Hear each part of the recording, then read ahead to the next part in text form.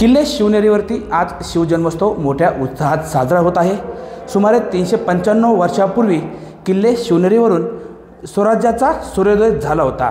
किल्ले शिवनेरीवरील छत्रपती शिवाजी महाराज यांचा जन्म झालेल्या या पवित्र वास्तूमधून आपण आज शिवजयंतीचा सूर्योदय आज टाइम्स नाऊ मराठीच्या दर्शकांसाठी दाखवत आहोत। आपण पाहू शकता या ठिकाणी किल्ले शिवनेरीवरील छत्रपती शिवाजी महाराजांच्या जन्मस्थानामधून आम्ही तुम्हाला आज शिवजयंतीचा आजचा सूर्योदय दाखवत आहोत।